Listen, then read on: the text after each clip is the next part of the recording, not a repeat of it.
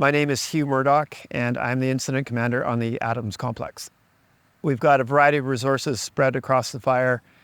There's structure protection resources working in the North Shuswap. There's 141 firefighters, 40 different pieces of heavy equipment, and 10 helicopters. The helicopters are busy bucketing hot spots, the Bush Creek area, Sorrento area, and up above Celesta as well. Some of those locations are supporting ground crews. There's a lot of less vigorous ground fire that the crews are going after with direct attack strategies, but the helicopters are certainly giving them a good hand. And then the heavy equipment side of things, there's skidders that are busy moving water to hard get to places for the crews. We're expecting things to get a little bit hotter and drier over the weekend and potentially see an increase in winds on Sunday. So over the next couple of days, we're expecting temperatures to climb slightly above seasonal, and really importantly, our relative humidities to start to decrease a little bit. And what that will do is to continue drying our fuels and making them a little more receptive to fire.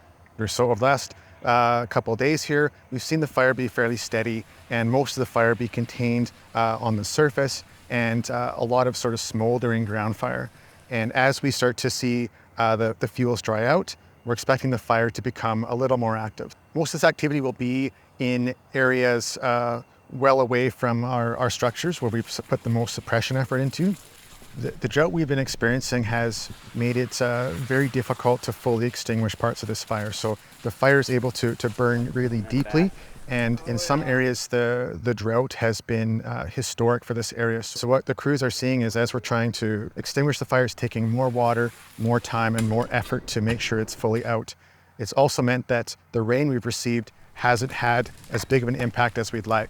Yeah, the one plus side to the warmer temperatures and a little bit then the wind we may be seeing is that in areas where we're mopping up the fire and doing our patrol, the fire is maybe difficult to find. So as we see a little bit of wind, lower humidities and higher temperatures, those areas that have been hidden from us are going to start to pop up.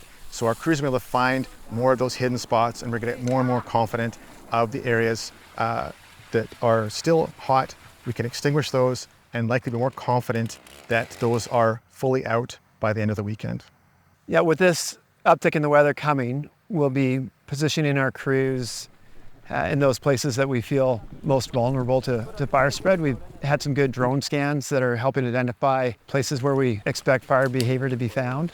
We've got a couple new unit crews coming in to join us in coming days, so we welcome their assistance as well. And the structure protection folk are going to continue to be working 12-hour shifts in the North Shuswap as well. If residents do see fire close to their homes, I'm sure that they will be phoning the Wildfire Service and those structure protection crews that are employed by us as well. We welcome the opportunity to have more eyes in the area to help us find these fires while they're still small.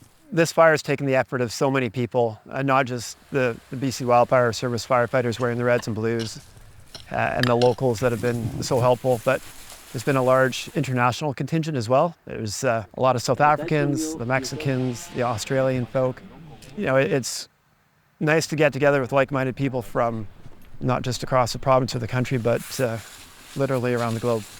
There's still a lot of work that has to take place on this fire before we reach full containment, given the current and forecasted weather that we have, and just the vast amount of perimeter that still has fire on it.